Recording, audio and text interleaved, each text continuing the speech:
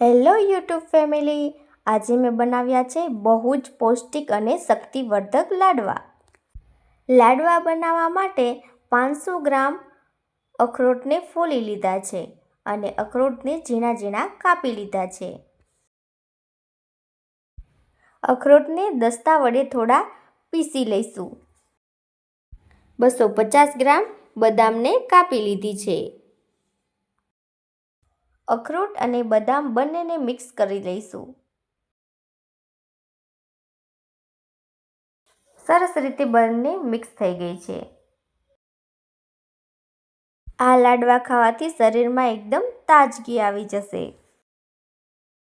લાડવા બનાવવા માટે મેં શુદ્ધ દેશી ઘી લીધું છે, ગોળ લીધો છે અને ઘઉંનો લોટ લીધો છે. 500 ગ્રામ ગોળ અને ઘઉંનો લોટ. એક કડાઈ લેશું અને એમાં 2 વાટકી જેટલું ઘી લેશું. ઘીને ગરમ થવા દઈશું. ઘી શરીરને ઊર્જા આપે છે અને આંતરડા સાફ રાખે છે. ઘી તમારી ત્વચા અને વાળ માટે પણ સારું છે. 2 મિનિટમાં ઘી ઓગળી ગયું છે અને હવે આપણે ઘીમાં ગુંદર તળી લઈશું.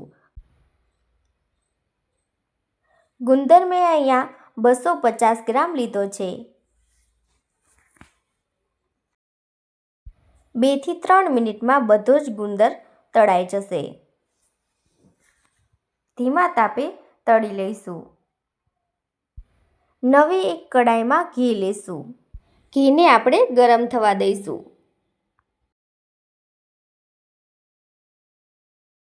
જો 2 થી 3 મિનિટમાં ઘી સરસ રીતે ગરમ થઈ જશે અને ઓગળી જશે.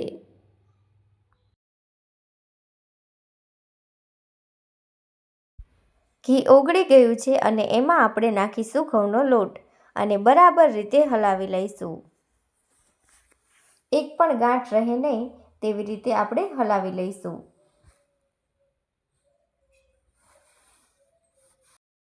લોટમાં એક પણ ગાંઠ રહે નહીં એવી રીતે આપણે ગરમ કરી લઈશું અને બરાબર રીતે હલાવતા જશું. સરસ રીતે આપણે લોટને પકવા દઈશું.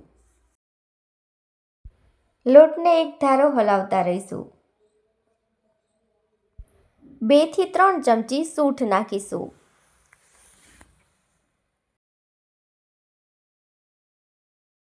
સૂંઠ પાચન સુધારે છે અને અપચો દૂર કરે છે. સૂંઠ નાખીને બરાબર રીતે હલાવી લઈશું. ગોળ લીધો છે અને ગોળની અંદર 2 ચમચા ઘી નાખીને આપણે આવી રીતે ગરમ કરી લઈશું ગોળને.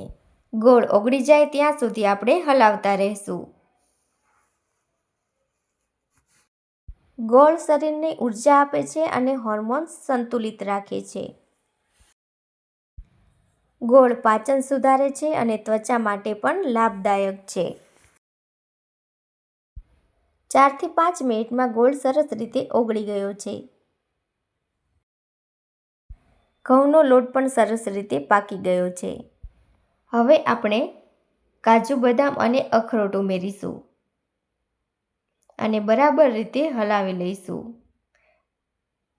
લોટ અને અખરોટ મિક્સ થઈ જાય તેવી રીતે હલાવતા રહીશું. અખરોટ ખાવાથી તમારી યાદશક્તિ પણ વધે છે અને તમારું હાર્ટ પણ હેલ્ધી રહે છે. બદામ થાક અને નબળાઈ દૂર કરીને શરીરમાં શક્તિ વધારે છે. 5 થી 6 મિનિટ સુધી સરસ રીતે મિક્સ કરી લીધું છે, જેથી અખરોટ અને બદામ પણ સારી રીતે શેકાઈ જાય. ગોળને બાજુમાં ગરમ થવા માટે મૂકી દીધો.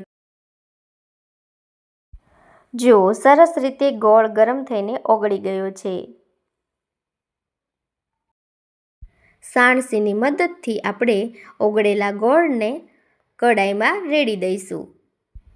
હવે ઘી શોષાઈ જાય ત્યાં સુધી આપણે બરાબર રીતે હલાવીશું. 1 વાટકી આપણે સાકરનો પાવડર એડ કરીશું. બરાબર રીતે મિક્સ કરી લઈશું.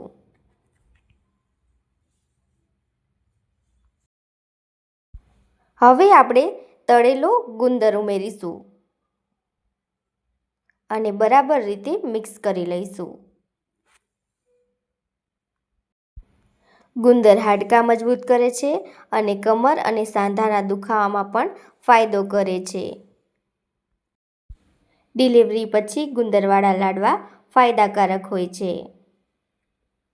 જો તમને વિડીયો પસંદ આવ્યો હોય તો મારા વિડીયોને લાઈક કરજો. હવે 3 ચમચી જેટલી સૂંઠ ઉમેરી દઈશું. હવે બરાબર રીતે 3 થી 4 મિનિટ હલાવી લઈશું. તમને આ રેસીપી બનાવવા માટે 30 મિનિટ થશે. આ રેસીપી જરૂરથી ટ્રાય કરજો. જો તમને મારી ચેનલ પસંદ આવી હોય તો મારી ચેનલને સબસ્ક્રાઈબ કરજો અને તમારા મિત્રો સાથે મારા વિડીયોને શેર કરજો. જુઓ, બધું જ સરસ રીતે મિક્સ કરી લીધું છે. હવે એક થાળી લઈશું અને તેમાં આપણે બધું જ પાથરી દઈશું. ચમચાની મદદથી આપણે સેટ કરી લઈશું. જુઓ, બધું જ બરાબર રીતે સેટ થઈ ગયું છે. થોડું આપણે કડાઈમાં વધાર્યું છે અને આપણે હવે તેના સરસ મજાના નાના નાના લાડવા વાળી લઈશું.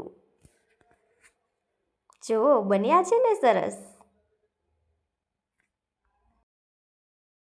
જો તમને લાડવા પસંદ હોય તો લાડવા વાળી દેવાના અને જો સુખડી પસંદ હોય તો તમે ડીશમાં પાથરી દેજો. બંને રીતે બનાવી શકાય છે. મારી આ રેસીપી તમે એકવાર જરૂર ટ્રાય કરજો. જુઓ, બન્યા છે ને સરસ મજાના લાડવા અને સરસ મજાની સુખડી પણ બની છે.